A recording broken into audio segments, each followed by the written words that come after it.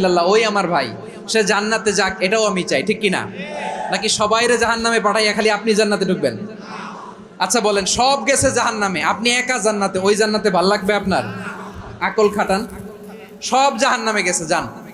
এ কাফের, ও জালেম, ও নাস্তিক, সব গেছে জাহান্নামে, আপনি একা জান্নাতে, ওই জান্নাতে ভাল লাগবে?